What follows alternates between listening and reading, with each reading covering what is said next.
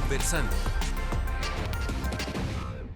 ¿Qué tal? Les saludo con afecto, soy Víctor Hugo Hernández, le doy la bienvenida a este tiempo, el tiempo de la conversación, y hoy hablando sobre un tema que indudablemente está en el ánimo de la opinión pública, tanto de los mexicanos como de los estadounidenses, y también, por qué no decirlo, de otros países. Joseph Biden, aseguró formalmente la presidencia de los Estados Unidos, luego de que el colegio electoral confirmara su victoria el pasado lunes 14.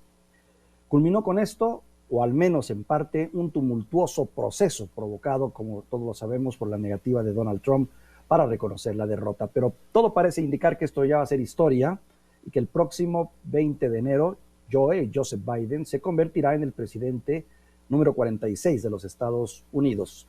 Algo que no es un asunto menor, considerando la influencia que tiene los Estados Unidos actualmente en el mundo y en muchas otras naciones, naturalmente también en un país como México. Y para hablar de ese tema, yo le agradezco mucho que nos acompañe en esta ocasión a Eric Lee. Eric, te saludo con afecto. Buenas tardes. Muy buenas tardes, Víctor Hugo, y muchas gracias.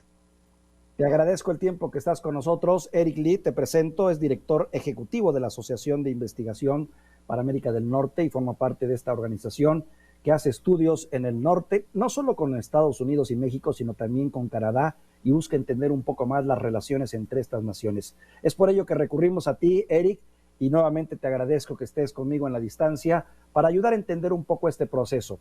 Antes que nada, tus primeras impresiones de lo que vivimos, de lo que acabó de pasar, un proceso hasta cierto punto tormentoso, problemático, como pocas veces se había visto en los Estados Unidos recientes, pues, de su historia nueva, pero que pues dejan de algún modo ciertas heridas que no sé si cicatrizarán con el tiempo. Tu primera impresión, Eric.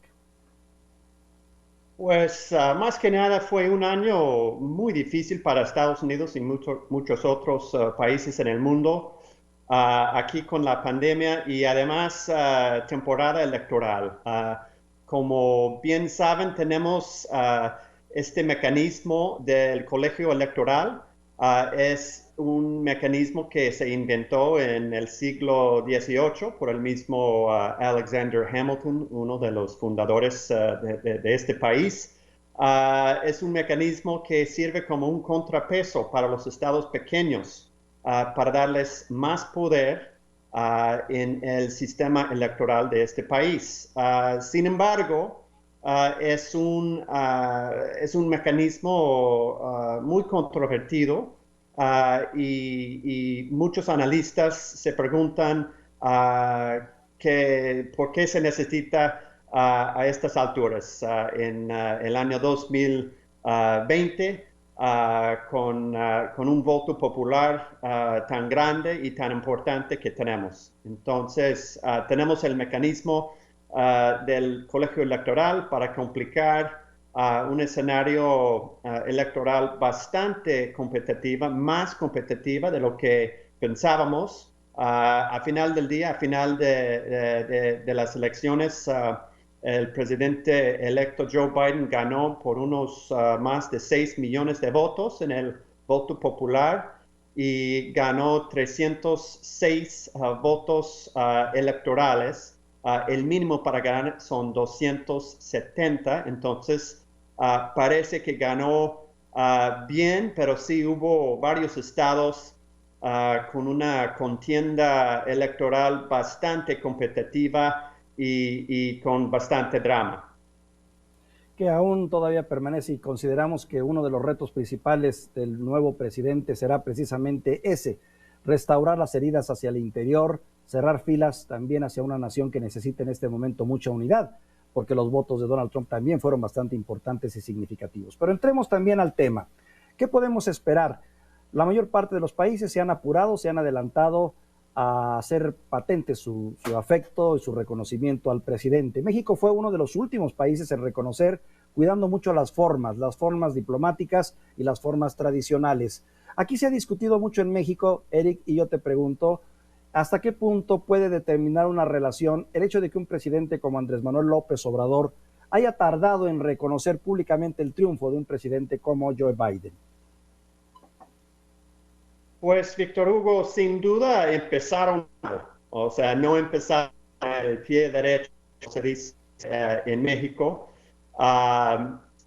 no cuidaron las formas tradicionales de reconocer a un presidente y por supuesto se molestó el equipo de Joe Biden.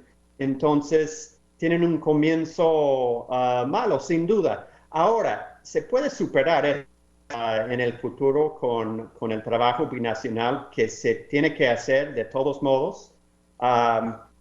La relación bilateral va mucho más allá que las relaciones personales, sin duda.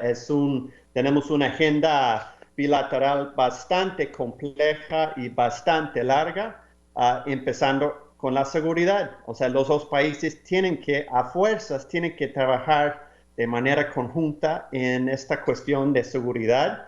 Queda pendiente el replanteamiento de la iniciativa Mérida. Se ha hablado de eso, ese mecanismo que ya tiene más de una década entre Estados Unidos y México de cooperación en cuestiones de seguridad. Hemos tenido resultados bastante, pues se podría decir mediocres de esa iniciativa y, o sea, tarde o temprano tenemos que hablar del futuro de la cooperación binacional en cuestiones de seguridad. En este momento se está hablando mucho del registro de los agentes extranjeros en México, pero eso es uno de múltiples temas difíciles en la agenda bilateral en cuestiones de seguridad. Hay otros temas también. Adelante. Adelante. Sí, no, adelante. Dices tú que hay otros temas. ¿Cuáles serían esos temas? Sí. Te decía que hay muchísimos otros temas también. La migración, para tomar nada más uno de esos temas, sigue la urgencia de los dos países de trabajar de manera colaborativa en la frontera sur de México. Si te acuerdas, Víctor Hugo, esa cooperación empezó durante la administración de Barack Obama. Entonces, lo que pasó durante estos últimos 4 años, con la presión que le dio el presidente Trump a los dos presidentes, el expresidente Peña Nieto y el presidente López Obrador, de poner más presión, más seguridad en la frontera sur de México. Ese trabajo me imagino que va a seguir. Ahora, la pregunta es, ¿qué va a pasar con la frontera norte, la frontera entre Estados Unidos y México? Yo creo que va a haber menos presión, una frontera menos tensa y con más flujo. Hay que decidir qué pasa con la prohibición contra el turismo que hay en la frontera norte. O sea, cuándo termina, cuándo pueden pasar los turistas mexicanos a Estados Unidos, que son tan importantes para las comunidades fronterizas de este país. Y luego viene el comercio. El comercio es otra historia, es una historia de éxito entre los dos países. El Tratado México-Estados Unidos-Canadá sigue vigente, por supuesto, tal vez con un énfasis diferente. La administración Biden va a poner más énfasis en las cuestiones ambientales y también en las cuestiones laborales en México. Entonces, el trabajo binacional, el trabajo bilateral no para, tiene que seguir y va mucho más allá de las personalidades. Así es. Sin embargo, hemos notado también que a veces las personalidades cuentan, la afectividad o la química entre los presidentes llega a influir en algo. Hemos vivido periodos en los que ha habido una amistad muy interesante entre presidentes, ¿no? México, Estados Unidos, y otras en donde ha habido un distanciamiento y un alejamiento. Finalmente, concluyo. ¿Eres de la idea de que las relaciones bilaterales y la fuerza de estas relaciones terminarán imponiéndose más allá de la animosidad y de las personalidades de ambos presidentes? Esa sería la conclusión, Eric. Yo creo que sí, tiene que seguir el trabajo binacional, uh, pase lo que pase. Bien, es una respuesta positiva e interesante. Ahora bien, eh, qué tanto podemos, mucho se discute en México, y te lo digo, sobre cuándo nos va mejor, cuando son periodos demócratas o cuando son periodos republicanos? Desde tu óptica, ¿qué tipo de gobernante ha sido, por llamarlo de alguna manera, un poco más afín con países como México? Ja, qué interesante la pregunta porque sí he escuchado eso también, aunque no le pongo mucha énfasis en mi trabajo. Por ejemplo, Barack Obama, honestamente no sabía mucho de México, no sabía mucho de América Latina, empezando su periodo de 8 años. Pero sin embargo, yo creo que aprendió rápidamente y tuvo una relación, digamos, buena con los presidentes Calderón y Peña Nieto, a final de cuentas. George W. Bush, tejano, fronterizo, sí empezó muy bien, poniendo mucho énfasis en la relación binacional. Pasó lo del 11 de septiembre y se calmó bastante su relación con el presidente Vicente Fox. Estados Unidos, por supuesto, se preocupó por otros temas estratégicos y más bien del Medio Oriente durante los 8 años de George W. Bush. Entonces, no creo que tenga todo que ver con el partido, yo creo que tiene más que ver con los eventos y las sorpresas. El factor China, Eric, indudablemente juega un papel importante también en las relaciones y la lucha que Estados Unidos mantiene por mantener, valga la redundancia, su hegemonía en el mundo actual. Una presión a la que se ve sometido en los tiempos modernos y nuevos. Hay quien dice el periodo de los Estados Unidos está pronto a terminar y entiendo que pues las presiones se están dando. ¿Cómo influirá esto en las relaciones con México, lo que está ocurriendo a nivel internacional, la relación con Europa, la relación con China particularmente? Pues la relación con China, el cambio hacia Asia, como durante el tiempo de Barack Obama, eso tiene que seguir. Yo creo que va a haber más conflicto entre Estados Unidos y China. Se puede decir lo que quieras del presidente Trump, pero sí a cierto nivel reconoció que la relación entre Estados Unidos es una relación de conflicto comercial, conflicto estratégico. Entonces, yo creo que sorpresivamente, ¿qué es lo que pasa?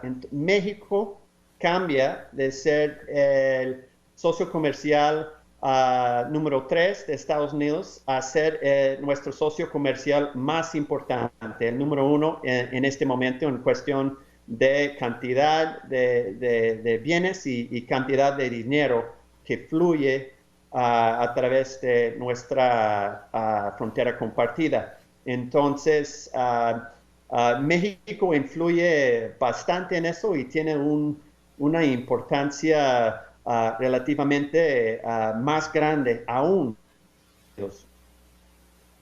Una de las banderas que mantuvo durante todo este tiempo enarbolada Donald Trump fue el hecho de tratar de regresar inversiones, empresas, fábricas, factorías de otros países hacia los Estados Unidos para fortalecer el mercado laboral estadounidense. ¿Crees que se mantenga esa política o que haya más, digamos, más disposición a una especie de relación comercial menos enérgica, más distendida, más amable? Bueno, yo trato de ver lo que se dice contra lo que se hace. Entonces, no creo que hubo resultados muy importantes en esa cuestión del regreso, supuesto regreso de las fábricas hacia Estados Unidos, aunque como política, como un paso importante, en la política republicana fue una política ganadora, sin duda. O sea, ganó mucho apoyo para el presidente Trump. Curiosamente, en el terreno que tenían captados los demócratas por mucho tiempo, el terreno laboral de los sindicatos y del Midwest y del Upper Midwest. Entonces, yo creo que la administración Biden sigue con ese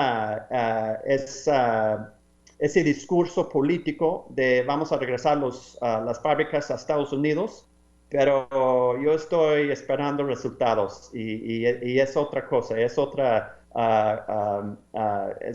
cosa totalmente ver los resultados contra el discurso que se hace. ¿Esperas un cambio en cuanto a la política que tiene que ver con los migrantes, con los mexicanos que actualmente laboran en los Estados Unidos, con los jóvenes que estudian en los Estados Unidos y que desean tener acceso a ese llamado sueño americano?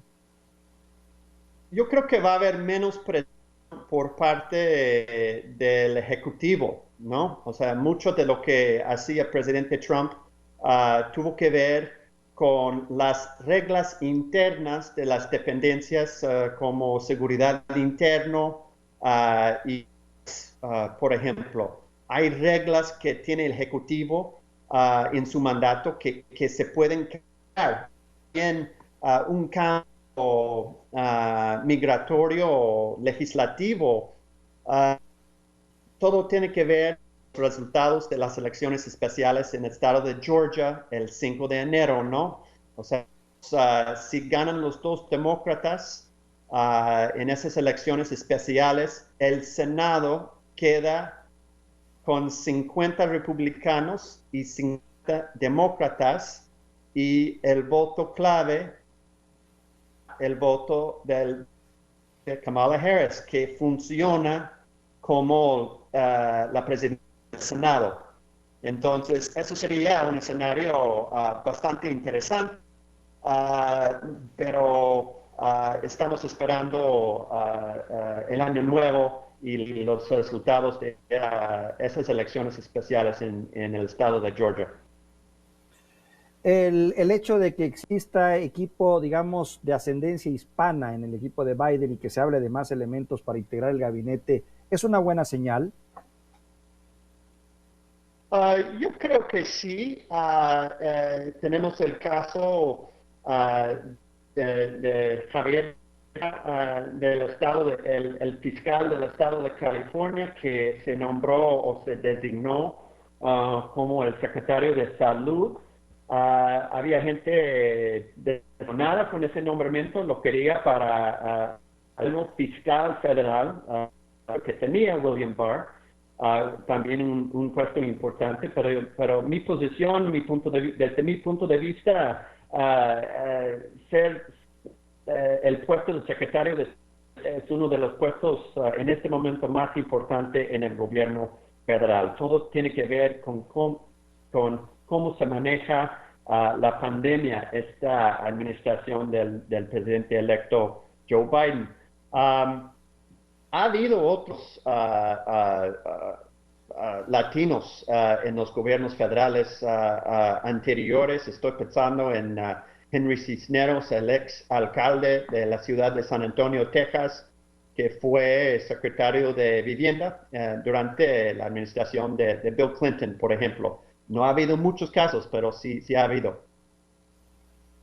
La renuncia hasta cierto punto sorpresiva de Marta Bárcena como al frente de la diplomacia allá en los Estados Unidos, en Washington, ¿tiene algún significado especial ya hablando de política más fina, de tejido más fino en cuanto a política, o lo ves como parte de un proceso natural? Pues yo creo que sí hubo unos conflictos dentro del gobierno federal mexicano sobre cómo se tiene que tratar o qué es lo que se tenía que hacer después de las elecciones del pasado noviembre. Ella pues ya tiene 43 años trabajando en el servicio exterior mexicano, ya es mucho, pero yo creo que sí se a cierto nivel sí se cansó de la pelea interna del gobierno federal mexicano. Pero más de eso, ha habido muchos cambios en los que ha tenido México en estos años. Estuvo Carlos Sada un tiempo, estuvo Jerónimo Gutiérrez un tiempo, México cambiando embajadores, cambiando subsecretarios de América del Norte, como tipo de fútbol, ¿no? Tratando de ver qué es lo que sirve, qué es lo que funciona mejor. La embajadora Barcelona quedó bastante tiempo y ya se va. Y yo creo que al final del día ya se tenía que cambiar la embajadora mexicana. Todos. Interesante tu lectura, Eric. Eric, en México vivimos, digamos, percepciones ambivalentes. Por un lado hay quien dice, caray, México no es tan importante para los Estados Unidos en el contexto internacional mundial de las relaciones como lo pudieran ser otros países. Pero hay quien dice, es fundamental por las relaciones, por la cercanía y por el comercio. ¿En dónde ubicas exactamente a México en la relación con un nuevo presidente como Joseph Biden? Pues día a día México es el país más importante o uno de los países más importantes para Estados Unidos. Es el socio comercial número uno. Compartimos una frontera de más de 3,000 kilómetros con México y tiene un peso muy importante en la política de Estados Unidos junto con la frontera. La figura de la frontera Estados Unidos-México tiene un peso increíblemente importante adentro de la política de Estados Unidos más cada vez. Entonces yo veo a México como un socio fundamental, un socio complejo, pero un país en este momento y en el futuro, y hasta el futuro lejano, un país indispensable para el de Estados Unidos. He visto con interés el espacio que tienes en las redes y el trabajo que se realiza a través de esta asociación, que es Asociación de Investigación para América del Norte, y veo que tienen un buen número de trabajos muy acabados, muy elaborados sobre lo que son las relaciones, particularmente México, Canadá y Estados Unidos. En particular, ¿cuál de ellos te ha llamado más la atención últimamente o en cuál pondrías el acento en estos momentos, Eric? Pues uno de los más importantes que he hecho en tiempos recientes fue sobre el impacto del TEMEC aquí en el estado de Arizona. Estoy aquí en el área de Phoenix. México es el socio comercial número uno para el estado de Arizona también. Entonces, vimos el TEMEC como un tema muy, muy importante para este estado y muchos otros. También hemos hecho varios trabajos sobre el medio ambiente fronterizo. Estados Unidos es un área que Estados Unidos y México han hecho un trabajo, varios trabajos importantes en cuestión de calidad de aire, en cuestión de agua. Agua es otro tema fundamental en la agenda bilateral y vamos a estar viéndolo en los siguientes años, sin duda, con la sequía tan fuerte que tenemos aquí en el suroeste de Estados Unidos. Me gustaría poner rápidamente también el acento en el tema de la seguridad. Ya nos hablaste hace un momento de los tratados, pero el tema de seguridad es fundamental. Acabamos de vivir un incidente hasta cierto punto penoso con la detención de un importante exfuncionario mexicano, el general Salvador Cienfuegos, allá en los Estados Unidos.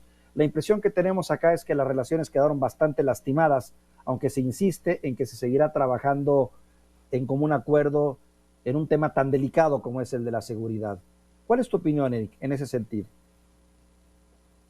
Pues el título del general Cienfuegos fue algo extraordinario. O sea, estoy trabajando en esto desde 20 años y nunca había visto algo parecido. De hecho, pero eso nos dice mucho, nos dice que la cooperación sobre la seguridad se necesita un replanteamiento a fondo, se necesita realizar por las dos administraciones una investigación a fondo sobre la seguridad y qué es lo que funciona y qué es lo que no nos ha funcionado. Sin pena, ¿no? O sea, yo conozco personalmente gente que ha trabajado en esta área y es gente muy capaz y las ideas muchas veces no funcionan. Entonces, es un asunto preocupante, pero nos pone el marcador dónde estamos en esto y la verdad no hemos superado o no hemos logrado lo que se tiene que lograr en el área de trabajo binacional. A manera de conclusión, Eric, te diría que puntos importantes que has destacado. Uno, las relaciones bilaterales son mucho más importantes que las relaciones personales.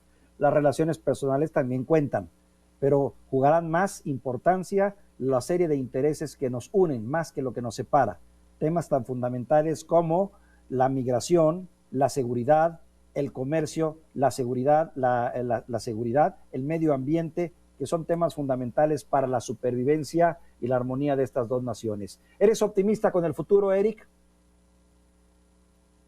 Siempre he sido optimista y sigo optimista hasta el momento. Y yo creo que el mero hecho de que tenemos una frontera compartida nos obliga a trabajar juntos y hay bastante trabajo que hacer todavía.